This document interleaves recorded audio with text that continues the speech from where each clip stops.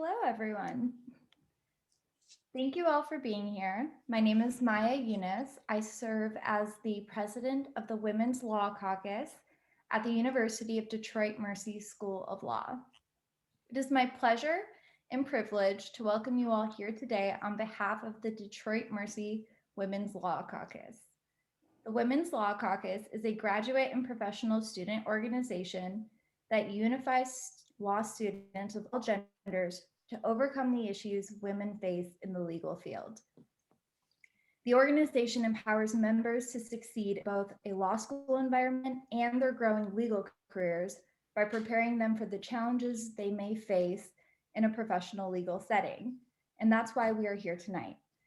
Despite the efforts and progress made to close the pay gap, it is still alive and well today.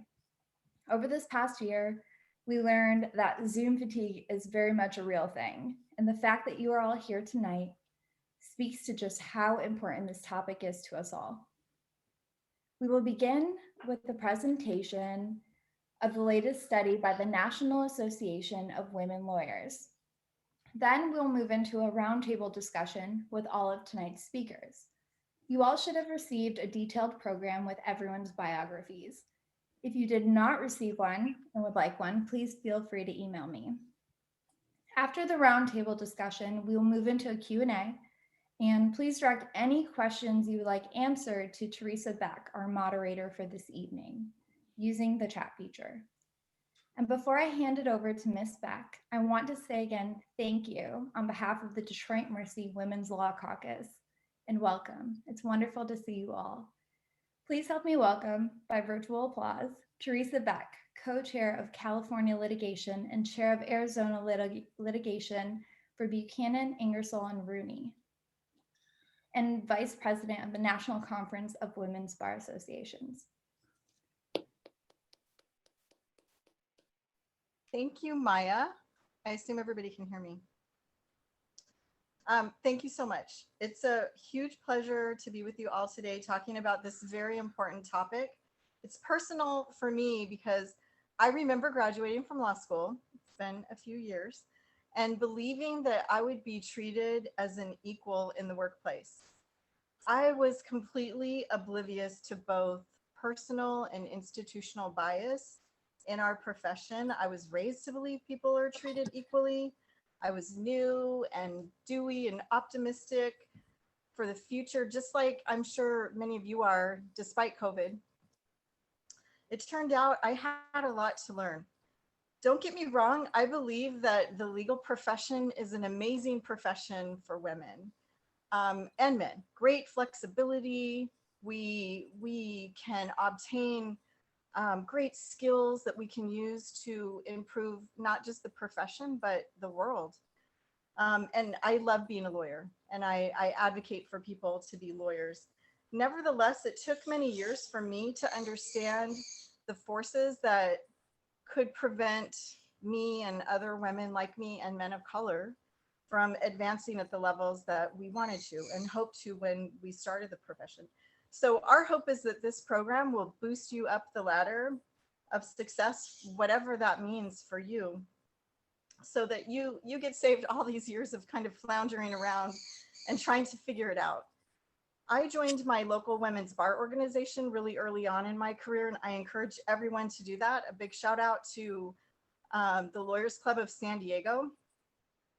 They've been hugely influential in my career, and as a vice president of fundraising for the national conference, I know how important women's bar organizations are to our careers, including your law student organizations. So I encourage you to do the same. And if you're not a lawyer, most professions have women's groups for the particular professions, and I encourage that also. Every year at Lawyers Club, we would discuss a detailed report about the status of women in San Diego in the profession. And it was always kind of dismal. You know, there weren't as many men as women. There weren't as many women of color as white women. There weren't as many men of color as white men or even women of color. But I really didn't think it was going to impact me, which was kind of silly to think of at this point. I definitely remember hitting a wall at several points, and that's the thing we'd like for you not to have to experience. I was trying to figure out how could I negotiate to get the assignments and get the compensation that I believe I'm entitled to for the work that I'm doing, and it was really challenging. I remember Googling, and I think that's how I found and met Andy Kramer. She had a great form for women lawyers and men lawyers to fill out for your annual evaluation that just kind of walked you through the information that you need. Same way as how I met Bobby Liebenberg, and it's so cool to be here with these women today. On this panel talking about this topic, Bobby Liebenberg has been the chair of the Commission on the Status of Women in the Profession for the ABA a few times, super involved in these issues, and a person with a lot of knowledge on this topic as well. And then, of course, Janice Brown, when I was a lawyer trying to advance in my law firm, she came and spoke about how the men partners in her firm, and I might be getting it wrong, she'll correct me if I am, didn't really appreciate her like other people outside her firm. And that was really kind of a game-changing moment for me to understand kind of how that worked. Janice Brown also talked about business origination, and I learned a lot from her on that topic as well. And that's a game changer for women, especially that are going to be joining firms. Business development can help you take control of your life, basically. So super huge topic. And finally, Nicolette Zachary, the president of the National Conference of Women's Bar Associations, a woman who I met later in my career, but we share similar stories. We at the National Conference of Women's Bar Associations look to the National Association of Women Lawyers Studies every year. NAL studies the profession and where women stand in the profession. And I'm really excited for everyone to hear from Karen Richardson today about the status of women in the profession. This is important. This is where we get the year 2181, which is the year that women will achieve 30% equity partnership in law firms in the United States. That's 2181, and it's too long from now. So join me in welcoming Karen Richardson. Thank you, Teresa, and thank you to Maya and all of tonight's organizers. I'm just gonna take a second to be able to share my screen. It's a real pleasure to be here tonight, to be able to talk to you guys about something that's near and dear to my heart, which is NAL's survey. So every year since 2006, we've collected data on the retention and promotion of women in law firms at the largest 200 law firms, and that's by revenue in this country. And I'm just going to pause. I'm struggling a little to share my screen. Maya, you made me a co-host. Oh, there we go. Thanks for the patience while I got set up here. So one of the trends that we have seen consistently since the first year that we started looking at these numbers is there is a consistent and relatively undisturbed pattern of a significant lack of women and people of color in the upper echelon of law firm leadership. So why does this matter when we're having a conversation about negotiating compensation? Because law firm leadership is where the power and the money resides in a law firm. And so it's really important to understand the makeup of those positions. And if we look at the numbers, we can see that women and people of color, their representation decreases as they move through their career at law firms. So here at the associate ranks, men and women are split relatively equal. It's not on this chart here, but people of color make up about 32% of law students and about 25% of all law firm associates. And if we drill down to this purple bar here, women of color make up about 22% of all associates overall, and that's about 47% of the female associates at the firm. And then as we move through the career progression to non-equity partner, this is sometimes called income partner or partner in name only. I'll get to my problems with this income partnership later.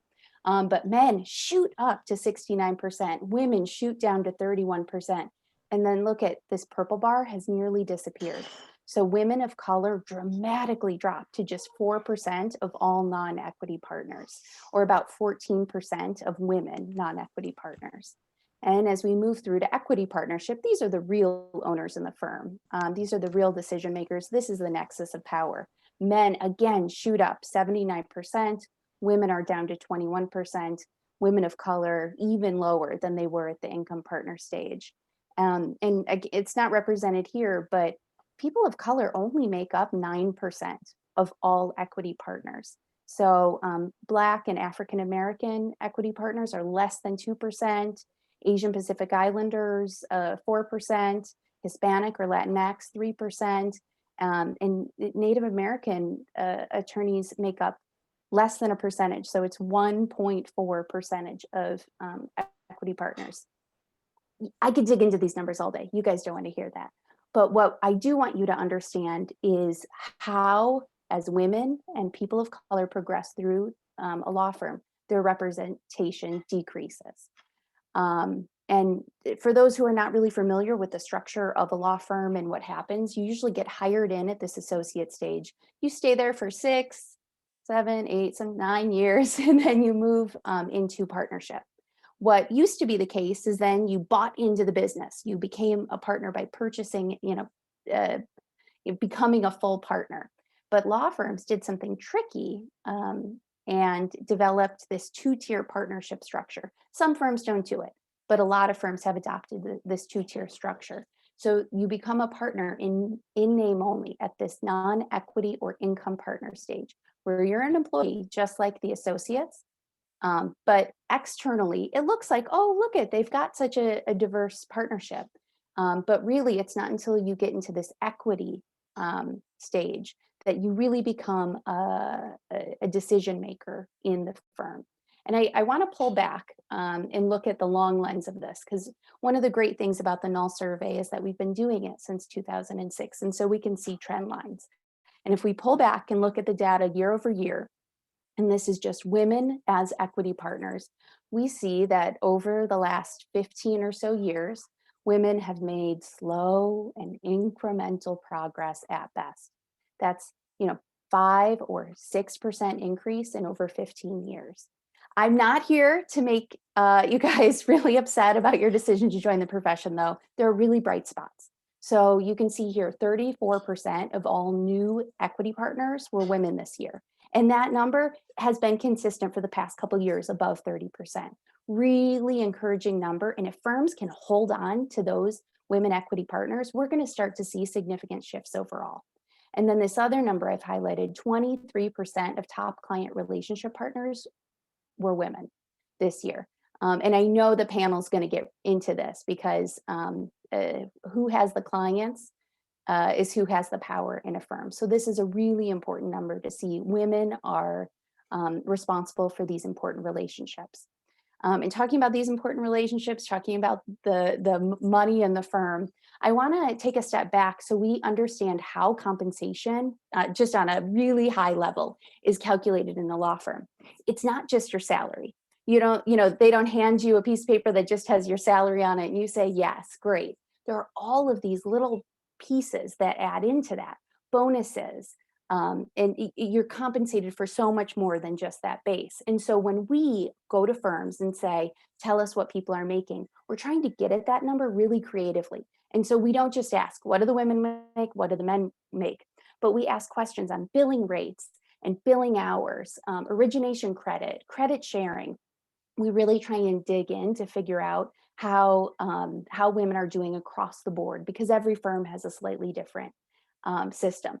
Unsurprisingly, the AmLaw 200 firms don't really love sharing this information with us. And so year over year, this is the piece of our survey where we have the lowest response rate.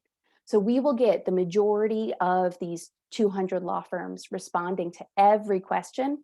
And then magically, these questions are blank in their survey. So what the data we do have that we have managed to collect from them shows is that there is a gendered wage gap.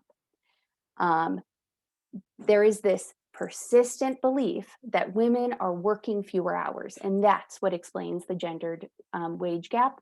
But there is nothing in the many years of our survey there's no statistically significant difference between the hours recorded by men and women at all levels: associate, income partner, equity partner.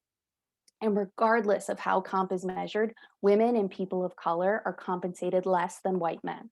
And as this chart shows, that gendered wage gap just widens as attorneys move through their careers at firms. Lots of other organizations are studying the comp gap, and all really great work. We don't all agree on what the difference in the number is. And really the difference, the gap, the size of the gap is immaterial to us. What we're really focused on is what's producing this gap, and how is it sticking around? And so we have found enough data to be able to correlate. We haven't found enough data to be able to say there's a direct causal relationship, but there's definitely a correlation between firms that have bias interruption practices in place and better outcomes for women and people of color.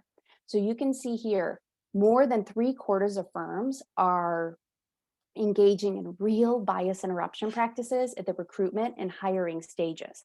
This is where women and people of color from that first slide are doing relatively well. They're relatively well represented in firms. But as attorneys move through their careers at law firms, the firms are reluctant to engage in real processes that are likely to reduce biased decision making. And instead, they're just preferring activities that signal a commitment to diversity, but aren't guaranteed to produce it. So I have a couple examples of where firms are unwilling to create real systems to interrupt bias. One is origination credit. So Teresa mentioned business development and clients and origination credit. So this is who gets credit and who gets compensated for a client or a matter. And this is the real nexus of power. I realize they said it was equity partners, but this is what makes the difference in a law firm. And 91% of responding firms said, yes, we encourage credit sharing. But then when we asked them how they're doing it, most firms had no system in place, no policy, no practice in place that was that reduced the impact of origination credit sharing to actually encourage the sharing. So they're again playing lip service to this bias interruption practice, but not actually doing anything about it. And a similar story for succession planning. So 39% of responding firms, just 39, that's it, say, yes, we have a formal, written, recorded policy on succession planning. And when it isn't written down, when it isn't formal, when biased decision-making can get into the process, we see worse outcomes for women and people of color. The more subjective the process, the more ripe for influence of bias to come in. So I just want to bring it back to where we've started. I'm trying to be mindful of time. No one wants to hear about data all night. But to come back to where we started, why is the survey important to talking about compensation? And I'm just here to learn techniques on how to negotiate my salary. Well, you have to understand the landscape. And your success and your compensation at a law firm isn't just about that one conversation, that one negotiation. It's about the 1,000 tiny cuts that implicit bias or explicit bias can have on your career. And something as simple as a work assignment that's given out to first-year associates can have a giant impact on whether you're considered for equity partnership later on. And so what I am doing, what the National Association of Women Lawyers is doing, is really trying to work in tandem with law firms to encourage them to really adopt real bias interruption practices so we can change these organizations. And what the rest of this conversation, what the panel is going to talk about, is how, in the meantime, while the organizations aren't quite catching up, we can advocate for ourselves and you guys can be better negotiators.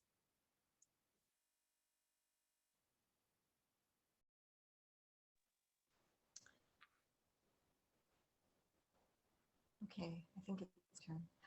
Before we leave, Karen, could we have her just quickly define a couple of terms? Can we bring her back for a second? Karen, I'm here.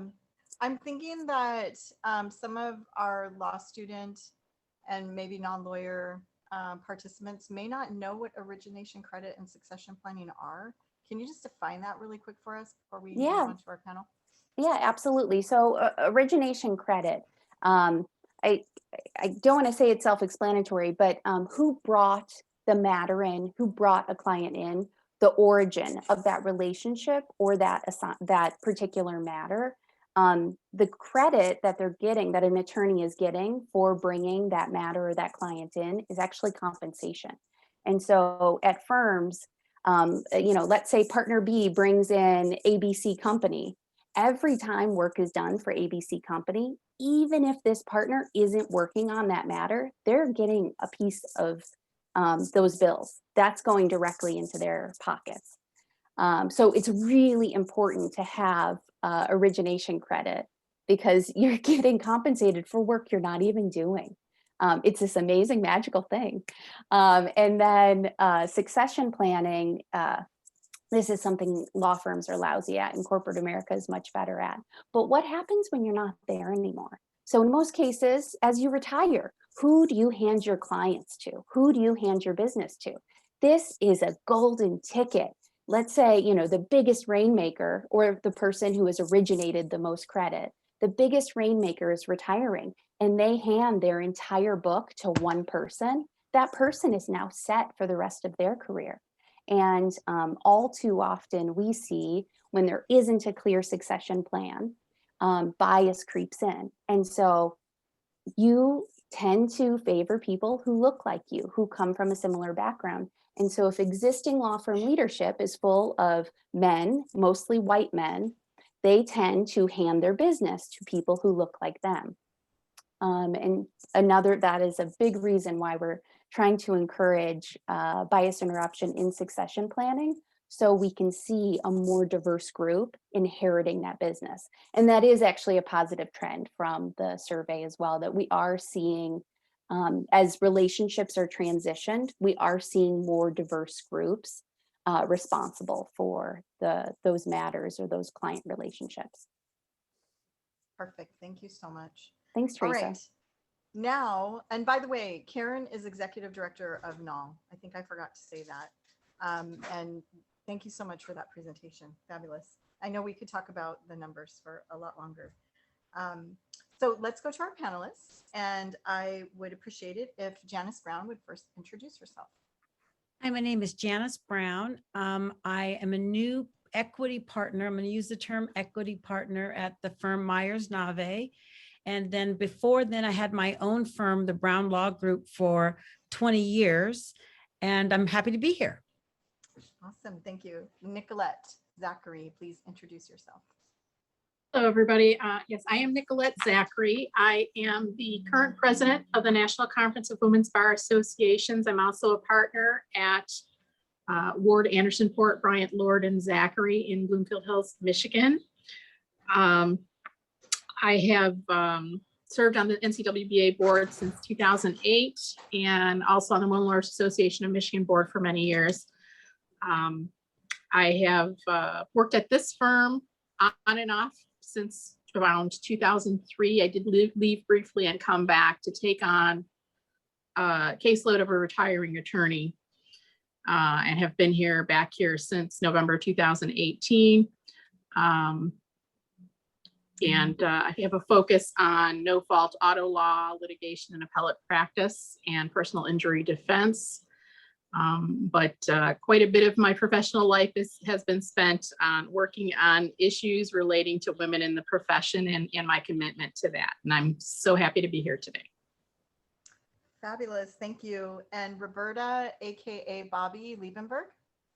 Thank you. And I want to echo, really excited. I wish I had had this program when I was in law school. I was an associate at a big law firm in Richmond. Then I was a partner, one of 5 women partners at a big law firm in Philadelphia. I left and formed the first women-owned law firm in Philadelphia, concentrating in complex commercial litigation. And then after a number of years, joined my current firm, Fine Kaplan and Black, which is a nationally renowned antitrust boutique. And I concentrate my practice in antitrust and class actions. I also, as Teresa mentioned, I served twice as chair of the ABA Commission on Women in the Profession. Hillary Clinton was our first chair. And as chair, I was completely focused on the issue of compensation. Money equals power in law firms. We undertook the first woman partner compensation study that had ever been undertaken.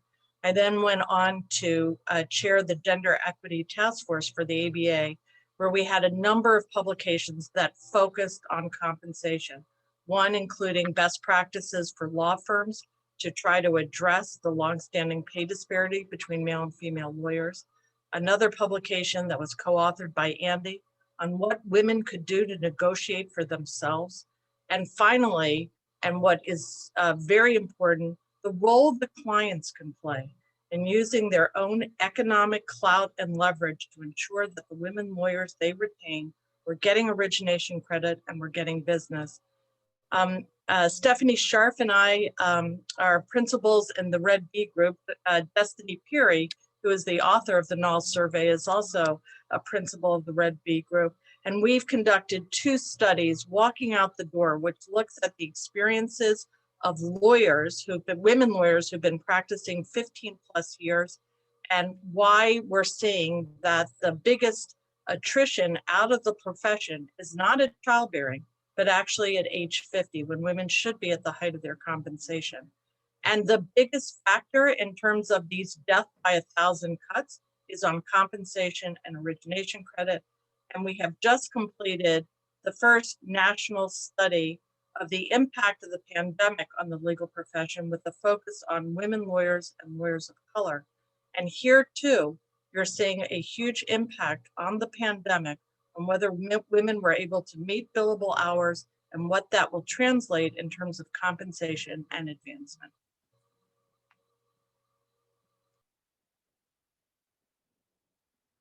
You're on mute. I knew I had to do that at least one time. Yeah. Andy Kramer, would you introduce yourself, please? Sure. I'm Andy Kramer, and I have been involved in thinking about, writing about, agonizing about gender bias since for a very long time.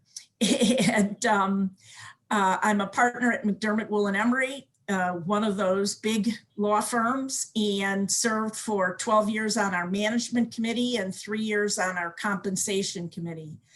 And it was out of the my work on the compensation committee that I realized that gender bias affects the way that women are perceived in the profession, not just the legal profession, but frankly, all practices, all professions. That women needed to do something to protect themselves. And that was when I wrote the piece about negotiating how to fill out your own self-evaluations, which is how I met Teresa.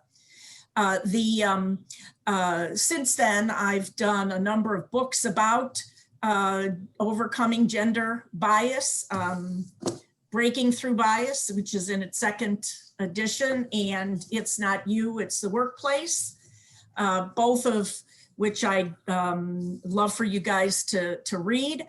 But I'm very involved in the National Association of Women Lawyers and the Women Lawyers of Illinois. And through NAWL, I'm involved on the survey committee that Karen did reported out the data on. And also wrote the toolkit for diversity and inclusion toolkit for turbulent times, trying to make certain that law firms would understand that they need to be focused on diversity and inclusion, even when we're in times of turmoil. And as Bobby mentioned, I'm the co-author of the ABA piece on what women can do to negotiate our own compensation. So this is obviously a topic that's near and dear to my heart as well. And so looking forward to discussing that with the panelists. Thank you all. Such a rock star group of women here to talk about this issue. So I think that most of our attendees are new to their professions or they're law students. So they may be about to enter their first negotiation for compensation as a lawyer or as a professional. So at what point in the interview process do you all think is the right time to bring up compensation? Does anyone want to start off with that one? Well, I guess I would jump right in and then everybody else can get themselves off mute. I would not start with compensation. It would suggest that you're not interested in the position and it's more important to see if it's a good fit for you. Especially for starting positions, very often there's not a lot of negotiating leeway. And so I would do my homework in advance to get a feel for it, but it wouldn't be until the time when they're prepared to give you an offer that I would start talking about compensation. You don't want to look as if you're focused on the wrong things when it comes to being considered for the role. I'd Janice, like what do to you think? join. I'm Yeah. sorry, I could join in because I want to follow that if you don't mind. Yeah. I think you need to understand how the business works. So before you can talk about what you should make, you should ask questions about how people are compensated. How do you succeed in the environment? How do you get credit for business? You should ask questions that will cause the interviewer to have you understand that you understand the business of law. And I think that's an area where women can embrace that and really start understanding that to not just volunteer for the diversity committee, but volunteer for the comp committee, like Andy said, and other committees where economics are the driver of the conversation. We should be having those conversations as well. And I would echo what Janice and Andy say. In most law firms, especially big law firms, most associates generally will start out lockstep. They'll generally be at the same level for compensation. Now, this really varies for small firms. And to Janice's point, you really need to know and do some work and try to figure out what associates are making at that level, because you'll probably have more of a range in terms of negotiation. Also understand what's going on in your community. In Philadelphia, for example, they've just passed a law that you cannot ask what your prior salary range was. And that's where women really can get harmed, because they generally, from the time they graduate from college, there's already a pay disparity, even though men and women come out of college with the exact same type of skills.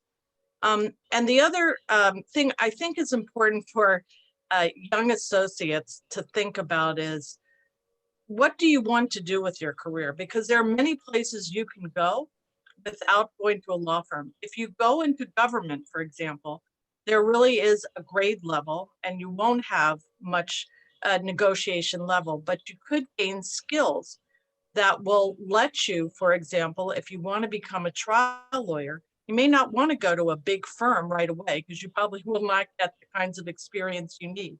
You may want to go into a DA's office or become an AUSA or an attorney general's office. We've done a study on the underrepresentation of women as first chairs of trial lawyers, and both in private and both in civil and criminal. Women who have the most experience are women who work for the government. So think about your career holistically. It's not just about money, but how do you want to ladder your career? Where do you want to end up? And try to come up with a strategy. Just Nicolette, pipe in very anything to briefly. I can kind of bring this smaller firm perspective to a little bit of this. And I do echo what the other women on the panel have said. I think that it is challenging if you're looking to get into a smaller firm in terms of negotiating salaries. And I think the biggest thing that you can do is get information, gather the information. Like they were saying, is you need to gather information. And part of what comes, to make a plug for women's bar organizations, that's partly where that should come in is join early and often your women's bar organizations, because you're going to build up a network of women who will share information with you, who will give you information and may be able to help you with, what are the things that would factor into compensation at a smaller firm versus a larger firm. There's no committees. It's really a question of what can the firm afford to pay, and a lot of times they're going to look at it as a very serious negotiation in terms of getting you as cheap as they can, but you still have to make sure that you value yourself and know what you're worth. All right. I just want to add, Teresa, that sure. before you even jump into compensation discussions, you can look to see who are the decision makers at the firm. There's really good data out there that when at least 30% of the key committees have women or people of color on them, better outcomes magically occur for women and people of color at the firm. So you don't have to ask, oh, have you implemented these bias interruptions? Instead, you can look to see, oh, they really are valuing diverse perspectives, and these key committees like management, executive, compensation have women and people of color on them. That's great. I would just add to all of that I think it's important to collect some data yourself if you can. You can go to like glassdoor.com, look and see what other people are publishing about how much they're making. I believe that some of the inequities start off really quickly, and that just in a first job, even in, I don't know about firms that have lockstep, but in medium and smaller firms, a guy entering at the same point as a female may just make more because for whatever reason, they're valued more, even though they might have the same qualifications. And there's a lot of studies that support that. So Glassdoor is great. There's a website called taketheleadwomen.com. They did have a Close the Gap app, which is super cool. But collecting data and finding out how much people are making, so you know that you're getting your initial compensation at a similar rate to others is a good start. So let's assume it's the first time that someone's going to negotiate their salary. So from what I've heard so far, in a bigger firm that's more lockstep, there's not going to be a lot of opportunity for compensation, maybe for a few years. So how do our participants prepare for that? Who wants to jump in? Do you mean prepare for having negotiation, whether it's your first year out or your fourth year out? Yeah, so let's assume you're not going to really be able to negotiate for the first couple of years, right? That's kind of what I'm hearing. So what can people be doing to prepare? Okay, well, I think you have to think about negotiating your compensation, not as if it's a once a year, let's get organized and do it. You need to be thinking about compensation for the entire year. And what that means is you need to be your own advocate. You need to be talking up the work that you're doing. You need to be raising your hand for stretch projects. You need to be showing people that you're engaged and interested in learning more about your the practice, whatever practice areas you're involved in. A lot of that is really how you start negotiating your compensation, basically. Even in big firms, there are bonuses that are provided very often based on number of hours or value perceived to be at the firm. And even in the first couple of years, you can have distinctions in your billing rate. And that's something that Karen had mentioned. What happens is very often the pitch to women is, well, the lower your billing rate is, the more attractive it is for other lawyers, senior lawyers, to work with you. So it's a good thing to keep your rate on the low side, but that's actually bullshit. The reality is that that's a technical legal term, if anybody didn't know. The reality is that people who have higher billing rates are perceived as more valuable and ultimately make more money. So if you see that your billing rate is not competitive with your peers, you want to know why. And very often it's just because you're a girl, they put you in a lower billing rate. They just see you differently. And that's really what gender bias is all about, that women are perceived as being less valuable. And so what we need to do is we need to find ways that we can show that we are valuable. And that's just one example of the things that we need to keep our eyes on. And Andy, I really Okay. want to follow up with that because it's really important. It's not only in terms of how your billable hour, what is your practice area? Different practice areas have higher billable rates, and those are where women are less likely to be found. Antitrust, securities, mergers and acquisitions, IP, all of the bet the company types of cases. And so as you're thinking about a young associate, one of the places in terms of trying to position yourself is, are you going to get those assignments to those types of cases? Are you interested? I became an antitrust lawyer, a complete fluke. I had clerked on the Fourth Circuit Court of Appeals, and they needed someone who knew criminal rules of procedure because antitrust is a felony. When I went to my interview, someone said, you know, it was for an antitrust position, and that did not stop me, having not taken that in law school. I taught myself at night. But be prepared, be open in terms of the types of areas you want to go into, because you can propel yourself into developing business and getting a higher billable rate. The two factors that influence compensation are origination credit and billable rates and billable hours. And all of the other stuff they tell you about being a good firm citizen does not really play out in terms of compensation. Yeah, let me just add on. So I did not have a lot of confidence when I was at the Department of Justice. So I'm one of the lawyers that went straight to the government initially, and I was in the tax division of the Department of Justice. That changed my life.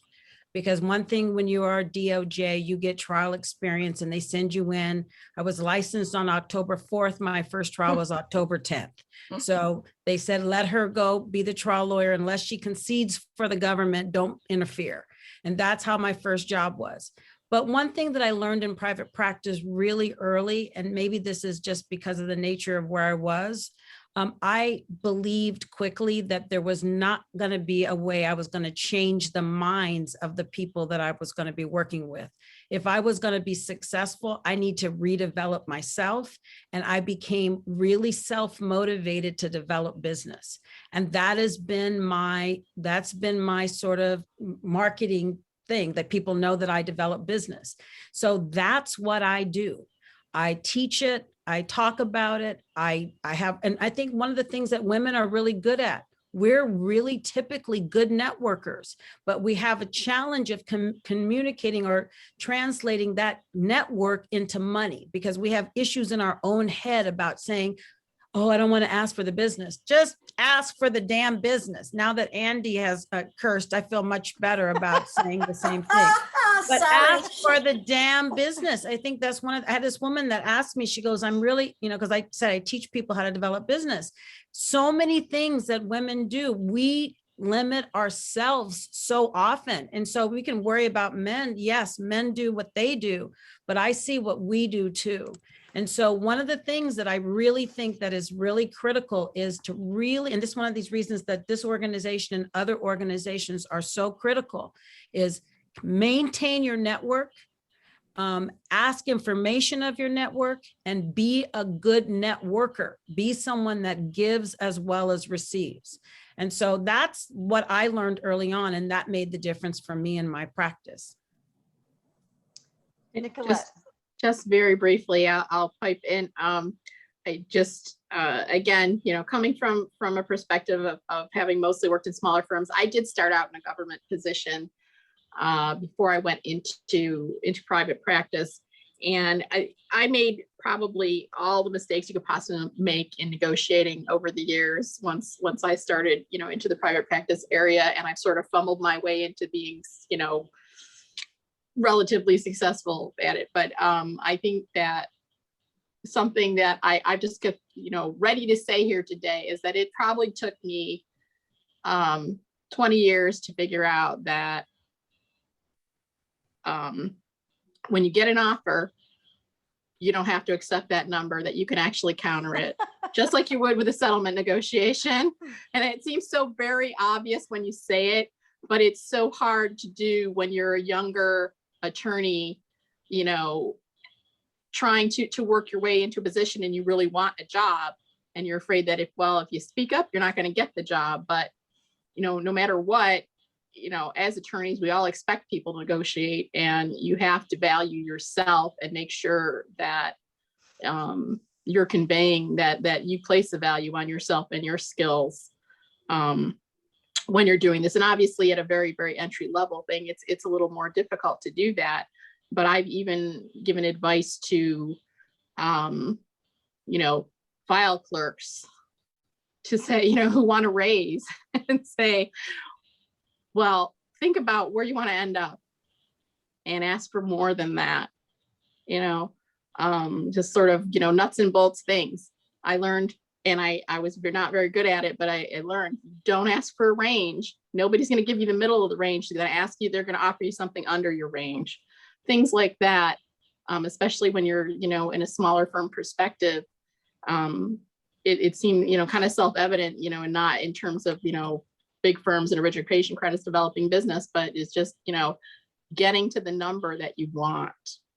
Nicolette, you made a point I really want to underline because I think it's so important. You're afraid to ask for more. You're afraid to counter or work. But by not, you're actually discrediting yourself in the same way Andy was saying, a lower billing rate. They tell you it's great, but actually it's making you look worse. By not countering, by not representing yourself well, you're almost disqualifying yourself for the job and maybe disappointing the person who is making the offer. If I could add one thing to that, because this is really an important point, and I think that it goes to the stereotypes and biases about women, men, leaders, families. And what this is all about is the fact that not just men have stereotypes about women, but women have stereotypes about ourselves and about other women. And one of the stereotypes that is prevalent in the United States is that women are expected to be, assumed to be, or punished if we're not modest.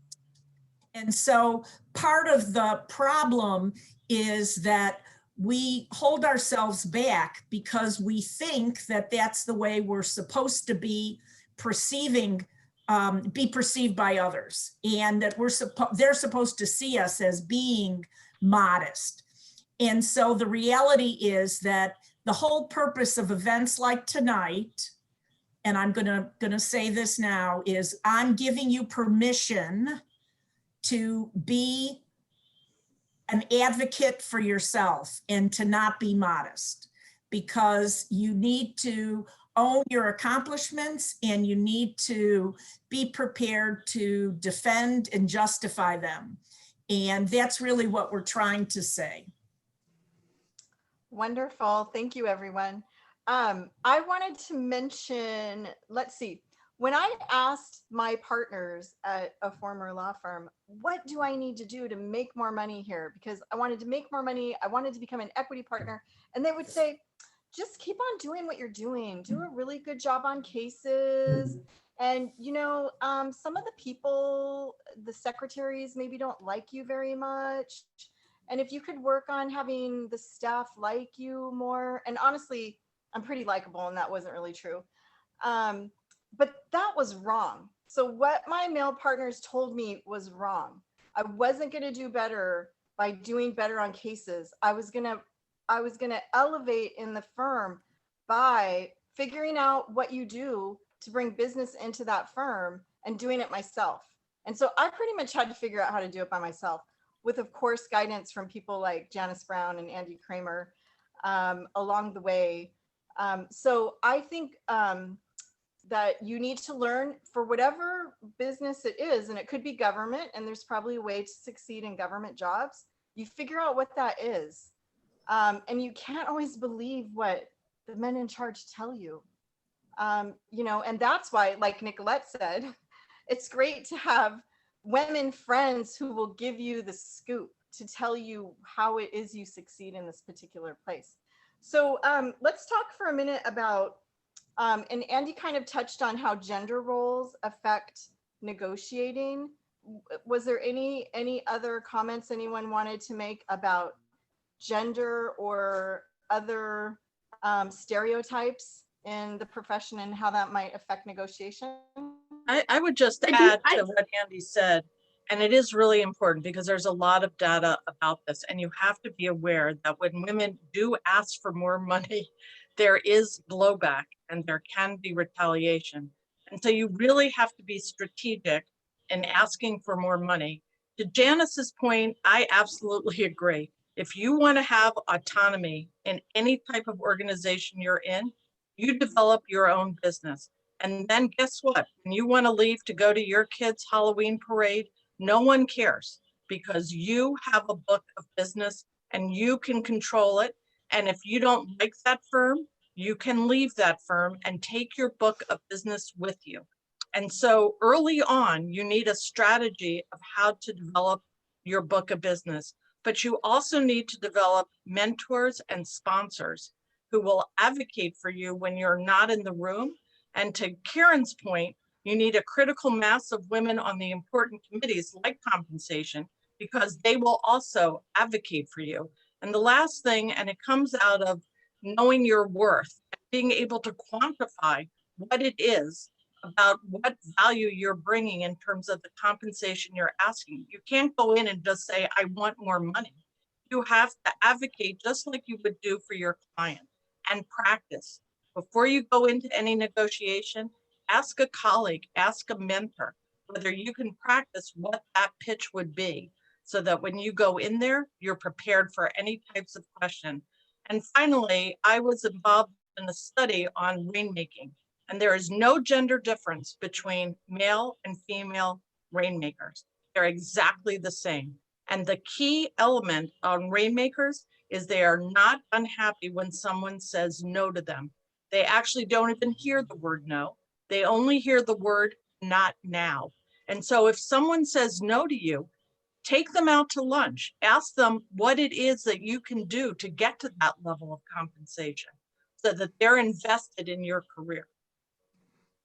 Bobby, you made Wonderful. a point that we need mentors and sponsors, and I don't want folks to forget your peers can fill those roles as well. That having your peer or even someone under you amplifying the work that you've done, talking you up to maybe that influential person on the comp committee.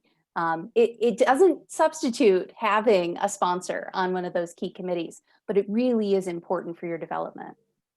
If I could add something about mentor and sponsors for just a second. My day job is a lawyer, and I work full time at that. But I spend a lot of time on advocating for women, and one of the things I've got is a mentorship program that is based on the national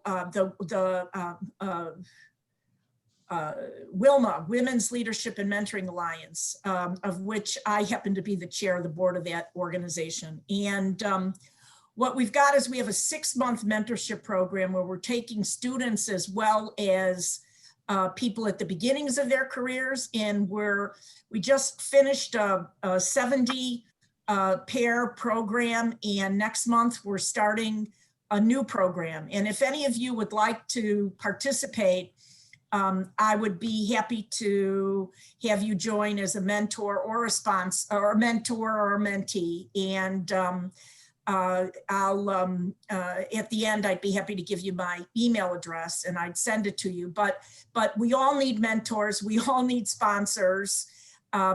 I can't help you with the sponsor because those are people who are in your own organization, but I can help you with a mentor. And so it is really important that we make these relationships and connections. So think about that as well.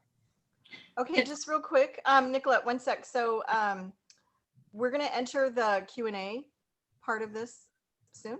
So put questions in the chat box. And Nicolette, go ahead.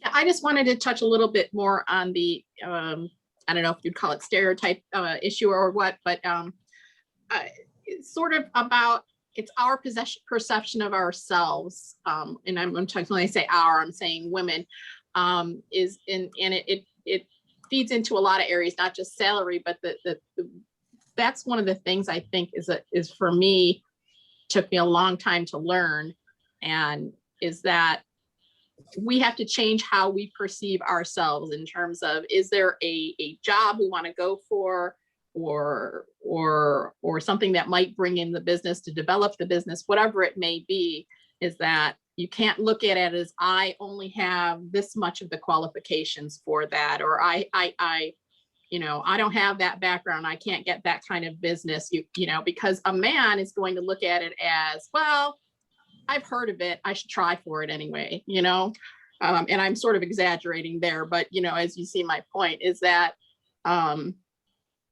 you have to perceive for yourself that you have qualifications, you have the qualifications, and you just need to go after it. Nicolette, I want to follow on that. I was on the board of the San Diego Regional Economic Development Corporation, which is a really prestigious board. And I was being suggested to become the chair. And I am not a bashful person, and I am not a shy person, but I felt that was just too big of a job for me to take on. Well, of course, you know how the story ends. I became the chair. It was the best opportunity of my career. Now I had to stretch. Okay. I had to stretch. I had to recreate the vision in my head as to what I thought I would be. But it was a great experience. But so that's one of the things that I really say. I mean, I do think that we all can collectively share this information with ourselves. But I tell you, we're all of us are a lot stronger than we give ourselves credit for. All of us are much tougher than we think that we are.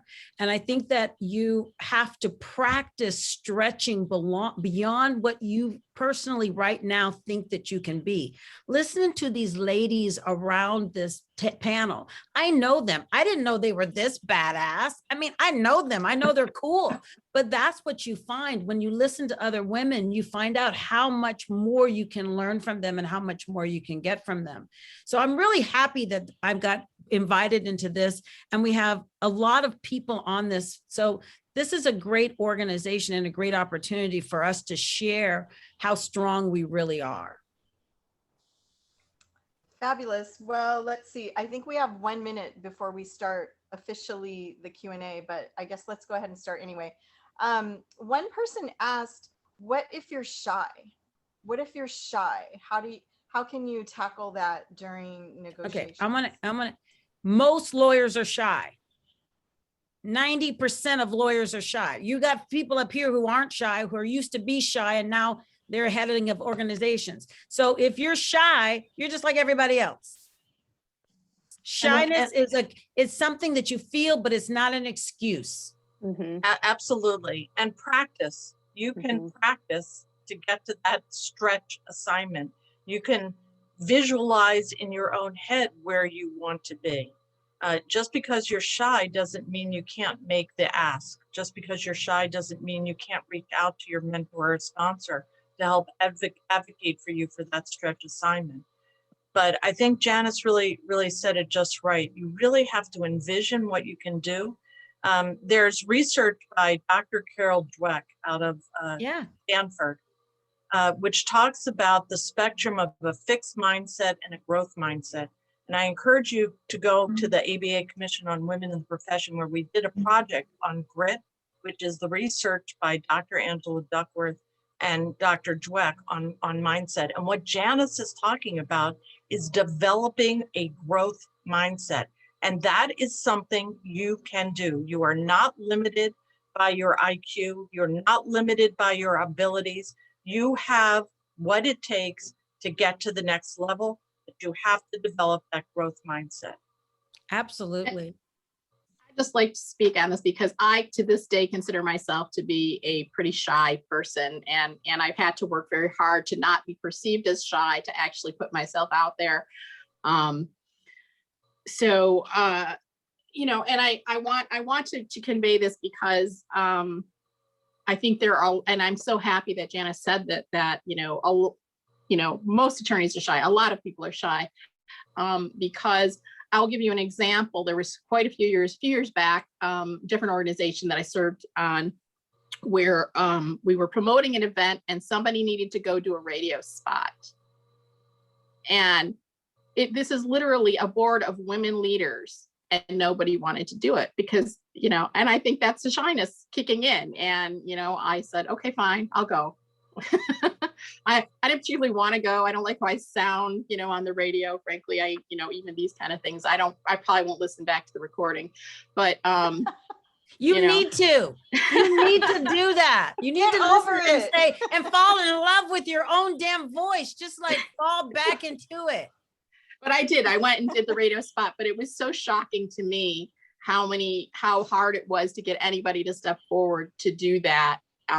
So whoever it is that's asking about what if you're shy, I feel you. I do. And we're not dismissing it in any way, but you're not alone. And we're all working on it. Well, let me I also think say there's a nice. Go ahead. I'm sorry. No, please. Oh, thank you, Janice. I think there's a nice trick while you're practicing, while you're getting into that growth mindset. Pretend you're talking about someone else. Pretend you're advocating for your client or your kid or your mom. Like, it becomes a lot easier to be that fierce advocate when you forget it's yourself that you're talking about. So while you're practicing, because you're going to get beyond it, you're going to get to that growth mindset and not need this game. It's a nice game to help get you there. Let me also say the other thing that I think that's what you just said, Nicolette, is something that I think is really important because it really causes attraction. Authenticity is really a really powerful component of being received. So if you're bashful and you go to an event and you say, oh, I'm typically really bashful, the other person next to you will go, me too. And then you'll make a best friend. If you try to pretend, like I think acting as if is good, but authenticity is really a very powerful tool. And so when you go in and say, look, I might not know how to do this, but I'm determined. Because one of the things that I think women have too, that's a huge asset, aside from networking, we're also really resilient because we have to be. And so learning how to be resilient also helps us when we do business development because people are going to say no to you. That's a reality. And so to the extent that you can overcome no's and become more powerful in that, you'll be much more effective. Even if it hurts your feelings, you'll get over that. As time goes on, it takes a lot to hurt my feelings these days, a lot more than it did when I was much younger. Now, I didn't have the confidence at the level that Karen has at her young age. That is really awesome to start looking and starting to see how she stands, see how she talks, see how she projects her confidence. Learn that from somebody. I'm assuming that you're young. I don't know for sure, but I just like how having someone in your role as a young person is a really good role model. I had a role model. Her name is Bonnie Redding. And Bonnie Redding loved me, I think, more than I loved myself. And when you have somebody, and that's one of the things that we need to do as women leaders, is really encourage and inspire other people. So I just really appreciate that you said, is it Nicolette, that you were bashful, because I think other people will have the comfort level to share that as well. Let me ask Andy, were you bashful when you started this? Yes, when probably the first 50 times I did a speech, the first 20 times I probably threw up before it. And the next 30, I thought I was going to at the podium. So, and now it's like, where am I going? Where am I? Oh, what am I supposed to do today? No problem. So that's an important point, which is that people very often say, well, if you don't like it and you don't feel comfortable, don't do it. And I would say that's a mistake. You have to push yourself, not to the point where you're, going to be locked up because of your distress, but you need to push yourself. You need to raise your hand. You need to agree to go to the radio station. You need to agree to do those speeches. And all of us have experienced that. And I can remember how absolutely terrified I was at the beginning, and it does go away. Practice. Yep, same here. Same Just here. one Yep. last little tidbit I was going to Uh-huh. throw out there, Teresa. No, I don't want to spend too much time on this, but I will say too is, part of what goes into the shyness is also probably a nervousness, whether it's a byproduct or not. But what I've always said for many years is that, especially, I'm nervous every time I go into court.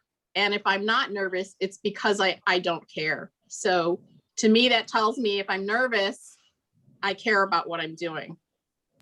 I have a And, secret that's too. a really, Mhm. really important go ahead. point, because you need the adrenaline. If you're not getting nervous, you're probably too laid back, and it may have disastrous results. Anyone who does trial work to this day, every time you get up to do an opening, you're nervous. And there is research around the issue of the imposter syndrome, which unfortunately more women encounter and experience than men.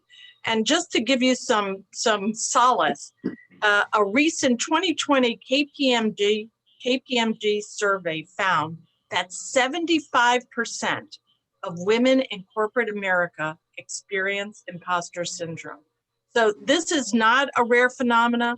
Everyone does this. And again, trying to build that grit and growth mindset, trying to be resilient, learning as much as you can from feedback, and not thinking about like you got a memo back and it's got red lines. Think of all of that as growth opportunities. What can you learn from these experiences? How can you get better? How do you have people invest in your career? That's how you will succeed. Okay, I have a couple of tips when you're nervous, and others might also. I think you have to kind of push that nervous energy somewhere. So I find some body parts, sometimes it's my hands, sometimes my legs, and I grab something or tense the muscles and put it all in those muscles. And that really helps me. And others might have other tips as well, but grabbing the podium and putting all the pressure on the podium, or squeezing your calf muscles, that helps me stop shaking right when I'm nervous. And that doesn't happen to me as much anymore, but we still have our moments where we get nervous, even when we've been doing this kind of thing for a while. I wanted to say that I hear a lot of newer lawyers, young women, talk about not wanting to get into roles where they have to go into court and speak and stuff, and they want to do maybe transactional work. And I just want to tell you, don't let it stop you that you might have to speak in front of people, because you can do it and you'll be great. And it's a lot of fun. It's really a lot of fun. And we learn and we train and we get better at all of that. So don't rule out things that you think, oh, maybe I'm not going to do that because I can't, I'm too nervous. Because you I'd can. say And run to the difficult. If people tell you it's difficult, when I got my first job, it was with the Department of Justice in the tax division. And they're like, tax, that's too hard. And I'm like, that's where the money is. When everyone tells you something is hard, that's where the money is. Go to hard, go to difficult, go to the thing that, and if you do it and you don't like it, that's okay. But don't just eliminate yourself from the possibility just because someone says it's hard. yes. And also, Janice, everyone fails. I mean, you're not going to grow unless you make a mistake. I remember my first deposition. I don't know. I asked this woman how old she was, and she went insane. I'm going to sue you for loss of consortium. Her husband was there. He was going to sue me for loss of consortium. I mean, she just went crazy. And then I thought and said, what year were you born in? And she told me. So there's always a way to get around these things. But you know what? You will get better. No one is, Teresa, think back to your first trial. Think back to your first deposition. Nobody was that good. And you know what? The more you do it, the more you go into court, the more comfortable you will be. The more transactions you lead, the more comfortable you will be. So push yourself to, as Janice say, follow the heart, because that is where the money is. Great advice. Well, I've been hearing a lot of the participants asking about what male allies can do about this issue with pay gap, because we have some men here today. So anyone want to jump on that topic? Hi, I think, guys. Teresa, you should start because of your Men in the Mix. Well, no, Men in the Mix Good is Guys. like an ABA program and it's fantastic. We also do Good Guys. I mean, Good Guys, yeah. Good Guys is a program of the National Conference of Women's Bar Associations. Good stands for Guys Overcoming Obstacles to Diversity. And it's a program to engage more male leaders in efforts to improve diversity, equity, and inclusion in not just the legal profession, but, you know, we have visions of the world.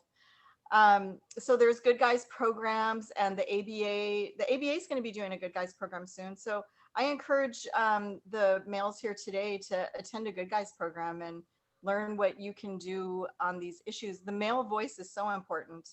And, you know, there's studies that show that when a guy talks about this stuff, other guys listen. And when women talk about it, it's kind of like, wah, wah, wah, you know, they don't hear us. So your allyship and participation is super important. Did anybody else have anything to add on that? I was going to pipe in real quick, and then probably others who might have more information can contribute. Just in terms of building on the Good Guys thing, in terms of kind of our focus topic today of negotiating salaries, I think the biggest thing male allies can do is to be willing to share information. There is a woeful lack of transparency as far as the compensation process. What is the prevailing rate for your level of experience? And it is so hard to get that information. I mean, there are certain resources that are out there, like Teresa mentioned, like Glassdoor and things like that, but not everything is on there. And if you don't know what the prevailing rates are out there, what the men are getting, how do you know how much to ask for? So I think that that's one of the biggest things that male allies can contribute, is to be willing to share information, willing to be open to that discussion. Nicolette, I would go one step further and I would ask men to share origination credit. They generally, share. to look at ways in which origination credit can be shared, and to the other point that Karen spoke about, also be instrumental in succession and ensuring that women and lawyers of color are in the path for succession. 400,000 baby boomers are set to retire in the next 10 years, if they ever do. But if they do, many of the men in law firms who are rainmakers did not have magical business development powers.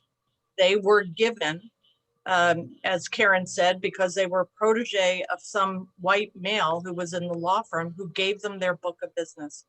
If we have women and lawyers of color getting books of business, we can create an entire new generation of rainmakers and women and lawyer of color leaders.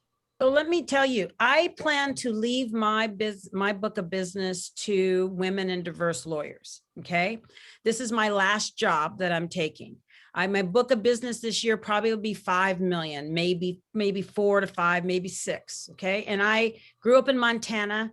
I went to Gonzaga Law School. I'm not fancy person, but I'm really likable.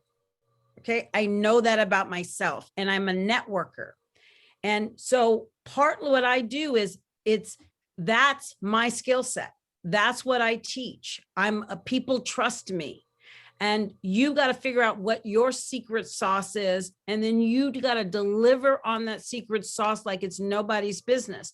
But I also want to go back to all of these different speakers, because all of them tell you, you have to learn more.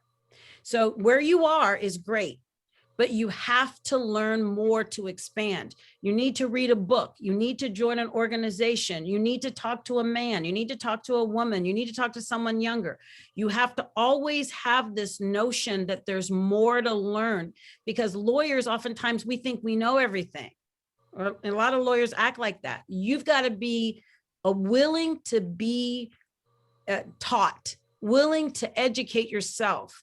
And when you start doing that, you learn something new and then you apply it. And like, lo and behold, it happens. You know, you grab onto the lectern and you're like, oh my God, I feel better. Or you share this with a colleague and, oh my God, you know how to negotiate better. So that's where I think that this really comes into play, is that, yeah, you got smart. You wouldn't be here if you weren't intelligent, but smart is just table stakes. Smart is all what you have to do to get in the game. You need to be a lot more than smart. And so these kinds of conversations, I think, are really I'm glad that all of us are on this call, that we can enhance each other, because I'm learning something from all of you. I'm on a board with Bobby. I didn't know half the things I learned about her today. So now I'm like, because, you know, I'm on this ABA retirement board. It's got billions of dollars and we're on the board together. And she goes, Janice, I'm going to be on this committee with you. I didn't know Bobby was all this fancy person, you know, so that's why you do these things, because you never know when you're going to learn more. That's Teresa, I'd awesome. love to build off of something that Bobby said about men can share with women.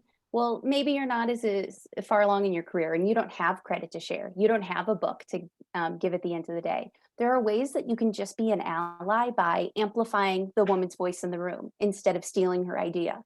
You can, when you see something, say something. I'm from Chicago. It's like all over our public transportation system, that slogan.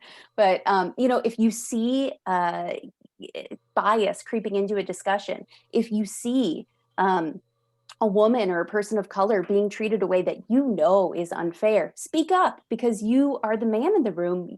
Like Teresa said, there's a lot of evidence that your voice will be heard in a bigger way. And then the last way I think men could be really instrumental here, take advantage of some of those benefits that are being held against women when they take advantage of it. You have a child, take the full parental leave that you're given. So then when a woman has a child and she does it, she's being held to the same standard. You guys are taking the same time off, and it's not a knock against her. When, you know, you become a parent and have a kid's Halloween party to go to it. Don't just stay in your office and expect your partner to fill those roles. But all the ways in which women may be discriminated against in review time, take advantage of those things so it can't be held against only the women. Wonderful advice. Teresa, I'm getting some very I specific am too. questions in my chat about like numbers and how to Do it. negotiate those numbers. Yeah. And I think part of this is like a really good bridge to what we've been talking about, which is practicing makes it a lot better. And so I was taken aback by some of the questions because I was like, well, I have to think because I've just done it. How do you negotiate? I've gotten questions as specific as, do you put a number out or does the employer put a number out first? So traditionally your offer comes with a number. So you are presented with something and you should counter back with specific numbers and not say, oh, you know, I'm not happy with that. Can we bump it up a little? No, Nicolette made a good point. Don't say a range. Don't say a number you'd be happy with. Say a number higher than you'd be happy with. But that's, you know, at the initial offer stage. I think there's very different rules when you're talking about review time and compensation changes. And when you go in guns blazing, just asking for money, money, money, it may not be taken in the same way. And so there are other ways to negotiate your compensation when it comes to review time, which is talking about the experiences you've had and what value you've added to the firm, and not always pushing for dollars in the same way, but being hungry to learn and get new assignments. You guys, I think it depends on where you are in your career too, what levers you're pushing on. But I made this point in the very beginning, compensation is made up of 1,000 tiny things, and they can either be cuts against you or, you know, pieces to lift you up. And so when you're going into those conversations, you need to think about all those levers and not just the amount deposited into your bank account. I wanted to mention real briefly on the issue of when you're coming up for salary reviews now, and where I am now, I'm in a much smaller firm, but I was in a larger firm for a few years where we had that compensation committee where we had to go and sell ourselves and present ourselves. And the thing that I did then, which I don't really do as much now, and I don't even speak to whether I think it's a good idea, is that throughout the year, you need to keep a journal of your successes, of what you've done, what you've accomplished, anything that is going to be helping you present yourself at your compensation review. And because we used to have to at the firm I was at before, we had a questionnaire to fill out. And, you know, how do you fill out that questionnaire if you don't have a journal documenting everything you've done throughout the year? Yes, the brag book, very, very important because as Andy talks about, you're going to have to write in many firms, especially at the partner stage, I love me memo, which is why you should receive extra compensation. I do want to mention for those that go in-house that in addition to thinking about asking for more money, think about the titles that you get. Think about that also has very specific responsibility. It can propel you into different compensation ranges. And also think about asking for maybe not being assigned to a line of business and learning the business side of the company, which will also add value and will increase your ability to move up into the company. But we should also talk about the kinds of compensation and differences for in-house. Right. And there's always the Association of Corporate Counsel for in-house people. Join. They have diversity committees, make friends. I think if nothing else that we've learned today, it's how powerful the people at your back can be. And we have to really, we have to pursue that and nurture our friendships and seek out friendships with other people. And that'll make all the difference in your careers. And feel free to reach out to me. I'm sure the other panelists here today Link in would with us. welcome. Link Yeah, in. totally do Absolutely. that. Let us know if you have questions. If we can help, we'd all be happy to. Do we have time for another question or think we do. not? Do we have time for one more? So Bobby mentioned this a little bit about other things that can be part of a compensation package, but what other things can be negotiated when we're talking about compensation? Anyone want to tackle that one? I would say consideration after a certain amount of time that you would not like, don't make it necessarily a year. I'd like you to look at me at 6 months because I want to, you know, I want to do that. The other things is ask for a coach. Like if you want to develop business or you want something, say, is this something that your firm would consider me hiring a coach? Would the firm pay for that? Because those are also very, very helpful people that can help you succeed. Ask about courses that you can take to get better skill sets like NITA and all those other classes to show that you're committed to learning to your skill set. So those are the things that I think can be part of your initial package, is not just the economics, but what they're willing to invest in you to become a better lawyer. When you're not marketing just a allowance? first year, I'm sorry, go ahead. I was going to say a marketing allowance if you know, if we eventually get back to being able to travel and do things and whatever things you may need to expend money for in terms of accomplishing your marketing, that's something you can negotiate for. Yeah, as a first year lawyer, I would not be Right. not be suggesting a marketing budget. I think they would think you're a little bit full of yourself. But the reality is that as time goes on, a marketing budget is critically important, and support, whether it's from the marketing department or from others, those are all very, very important. There's lots of ways that you can be compensated beyond your salary. I would also say take the opportunities to get in front of clients, especially if you're at a law firm. Negotiate with someone to present a CLE at a client. Negotiate to see whether you can get a secondment at the client. So you actually get in front of the client, they build a relationship with you, and you get to know the client's business. So think about ways, again, going back to how do you strategize to build your book of business? Think about ways you can get in front of that client. Talk about writing an article in terms of speaking at conferences. All of these are good. I think, I forget who said, maybe it was you, Janice, that, sometimes women have greater credibility outside of their firm than inside. And you can build that credibility outside of your firm, which will help you then increase your compensation in your firm. Yeah. Absolutely. I wanted people to think that if I was fired, there would be a parade outside, a protest. So I let them know. I just wanted them to know that if you fire me, there's going to be a protest out front. So buy that. But anyway, you guys, link in with me, Janice Brown. All of us. Everybody else say link in with everybody. Yes, Definitely. it's a pleasure. Maya, are we turning it over to you? Yes. Thank you so much. On behalf of the Women's Law Caucus and the Greater Detroit Mercy Law community, thank you to all the speakers and the NCWBA for helping us put on this fabulous presentation. If anybody would like access to the recording of this program, feel free to email me, and I appreciate your attention and participation this evening. Good night.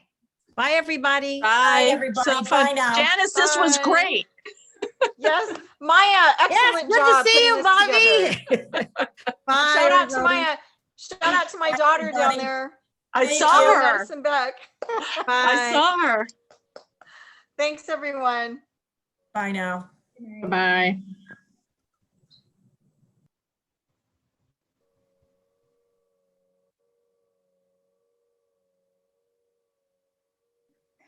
All right.